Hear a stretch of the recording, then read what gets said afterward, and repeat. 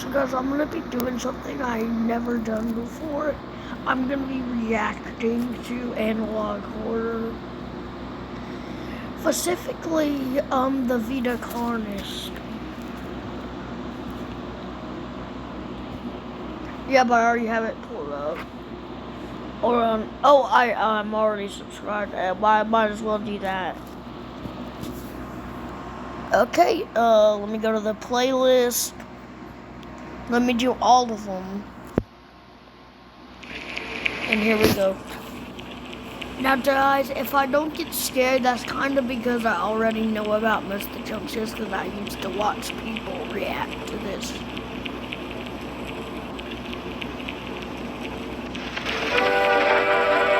On planet Earth, life has thrived for millions of years. Creatures big and small have found ways to adapt and evolve to flourish in all types of environments.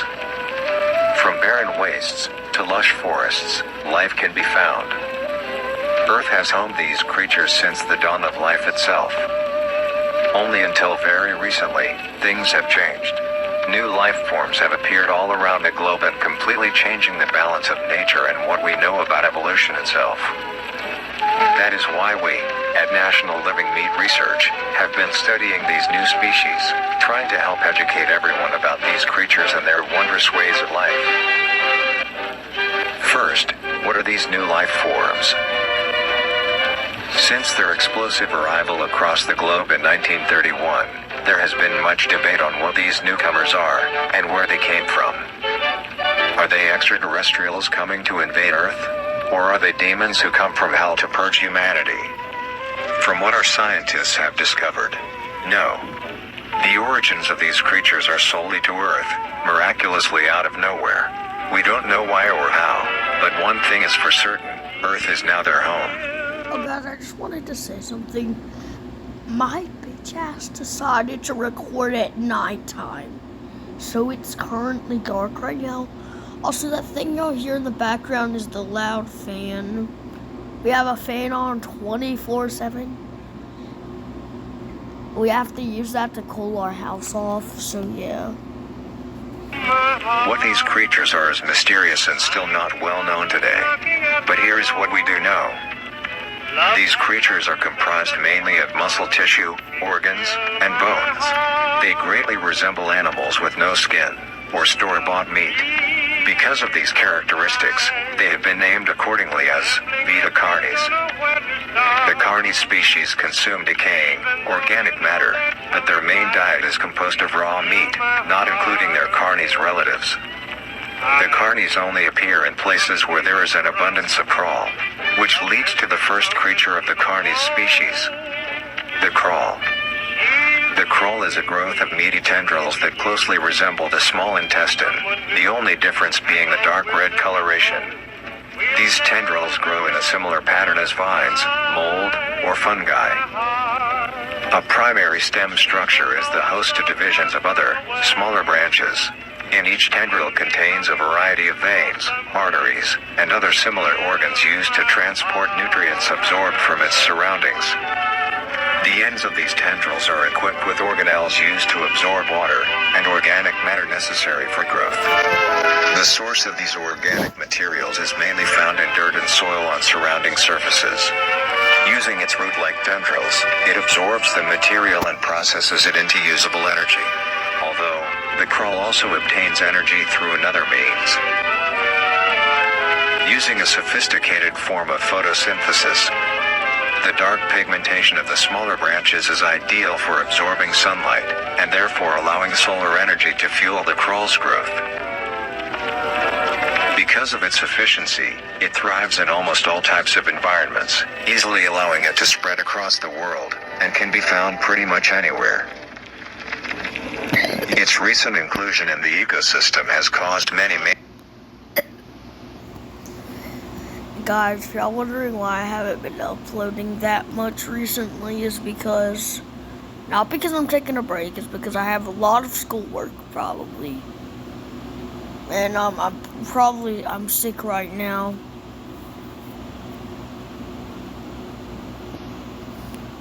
Okay, anyways, we're gonna get back to the video. I'm gonna try not to cough a lot because I don't want to make the video of me just coughing. Major changes in nature's balance. One may assume that the crawl's presence may outcompete any other competitors, but due to its unique life cycle, where old branches fall off and decay into nutrient-rich compost, all forms of life seemingly flourish instead. The crawl's abundance grants plenty of nourishment to all animals, from plants feeding on the decayed crawl, herbivores thriving on increased plant population, and carnivores feeding on both the abundant prey, and are able to eat the crawl as well. The presence of all these animals leave behind waste, which will be broken down and consumed by the crawl, and the cycle begins again. This form of symbiosis leads to an environment where all populations thrive. Humanity also uses the crawl to our advantage. Guys, I'm sorry I keep pausing so much, but this little timer might not be able to record, so I might have to make like multiple parts on this. Because of the supernatural rate of growth and its richness in nutrients, it has been sustainably cultivated into domestic farms. The crawl is harvested and processed into fertilizer, which greatly increases crop yield and quality. The crawl may also be used as a food source for humans, and reliably so. But due to its unkindly appearance and taste, it has yet to reach cuisine standards. The crawl also plays a very important role in the next creatures that we have been studying. Sometimes, in a crawl-populated environment, a node of meat may develop on one of the branches. This node will fall off and grow into a functioning organism and go to live on as an independent animal. The Vita Carnes is so I could get that same jump scare. And you can also skip between sections. So yeah, you have the crawl, the trimming, whatever the thing was called, the meat snake, the mimic, and then the host is the fifth.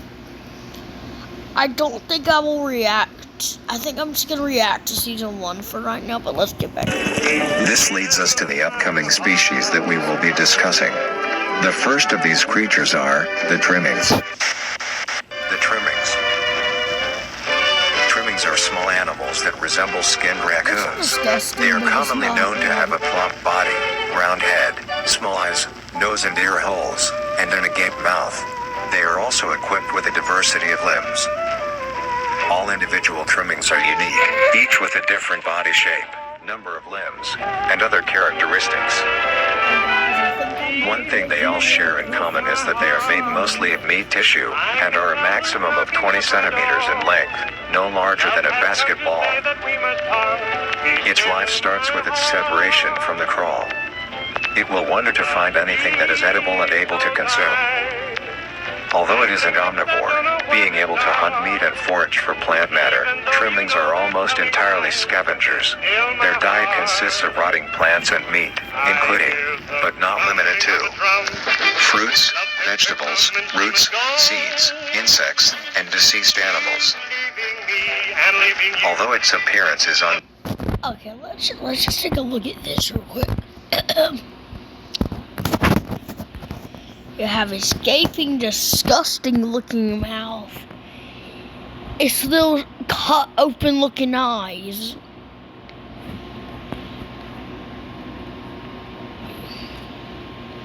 Not gonna lie, if that was cut up, I would probably eat that, knowing my ass is so fat. Okay, anyways, get right back to the video. Silently, it is a cowardly creature, only fleeing, screeching, and hiding when threatened. Because of its lack of defensive traits, it lies near the bottom of the food chain, making it easily overpowered and picked off very regularly by predators. Naturally, its population would eventually die out, but this is not the case. The crawl comes. If you pause when it flashes, you can get some lore. But again, I'm not game theory, so y'all gonna have to go check that out. Only produces a large quantity of trimming nodes, keeping up their numbers.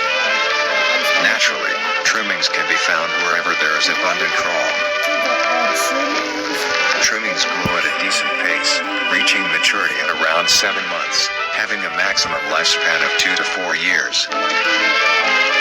Although they are plentiful, humanity has no proper way to implement trimmings into society. Their overabundance has even considered them pests, due to them digging through trash bins and making excessive noise at night. Besides all of this, some people still keep trimmings as pets and relatively domesticate them. Nuisance or not, trimmings are a Wait, wonderful I just realized. Oh, wait, no, the meat snake is on here. creature. From their plentiful numbers to their skittish nature, they are truly a thing to behold. The next species on our list is the meat snake. The meat snake. The meat snake is a worm-like creature, made of a variety of types of meat, coated in a transparent, skin-like membrane. Its size varies during its lifespan, depending on how much it consumes. When it first separates from the crawl, it is only a few centimeters in length. Eventually, it will reach an average length of 5 meters. Although, under extreme conditions, like natural disasters, war, or plague, it can greatly surpass this length. The meat snake's diet consists entirely of dead animals or parts. A meat snake is incapable of consuming a healthy, living organism. The meat snake locates its food by using a tongue-like organ covered in sensors to touch and feel its environment. The sensors catch particles of decaying meat, notifying the meat snake that there is food nearby. This process shares many similarities to regular snakes, hence the meat snake's name. Once it locates the corpse, the meat snake will open its jaw and swallow the entire body whole. Once the entire body is consumed, the meat snake's stomach will release a variety of chemicals. Some will break down soft tissue like skin and the connection points between muscles. Others chemicals will then ferment and preserve the tissue to keep it from breaking down for as long as possible. After that, the remaining flesh and bones will move along the meat snake's tract and slowly be implemented into its own structure, extending the meat snake. Unsatisfactory parts like skulls, pelvises, hair, and fingernails will be excreted. Speaking of skulls, the meat snake will take the skull from the consumed organism and use it as its own. Each meat snake has its own skull. Okay, so look at the third one, guys. That looks just like a human. So what my theory is it probably found a dead human right by the mimic. Wait, no, he only eats the flesh, right? So, like, he doesn't eat the whole body, I think. He just kind of leaves it there. Each corresponding to what that one has consumed. During its lifespan, it will swap or replace these skulls if needed. A meat snake's lifespan depends entirely on how much a meat snake consumes. Anyways, what my theory was is he probably found a dead human, and took the skull of it when it was like dead for a couple of years, you know, because then it turns into bones. The longest one has lived for was 28 years. The meat snake has no predators and is immune to disease due to its preserving chemicals. The only significant ways a meat snake can die is through starvation, burning, or complete destruction of the meat snake's membrane coating. Interestingly, the meat snake is the only member of the Carnes family that is able to reproduce. When a meat snake reaches an excessive size, and is in the conditions to do so, it will commence mitosis, splitting itself in two. Then the now two meat snakes will go on their separate ways and live on as two distinct organisms. Meat snakes can only be found in moderate temperature climates, not too hot, not too cold. Their population depends entirely on the amount of corpses available. Where there is death, there are meat snakes. Humanity will use them to our advantage. Meat snakes are a very efficient and clean way of disposing of any meat products. The preserving fluid within the meat snake's body disinfects the carrion, preventing the spread of disease. Humans use meat snakes in butcher shops as a waste bin, dispose roadkill, within war on the battlefield to dispose of festering bodies and parts, and within zoos to dispose of deceased animals. They are extremely tame, not caring if any creature is around them, only acting defensively when it is within consuming a meal. This means they are very easy to tame. Overall, meat snakes are a marvelous creature with a very interesting way of sustaining itself. It is an amazing experience to encounter one, as long as you don't mind the smell.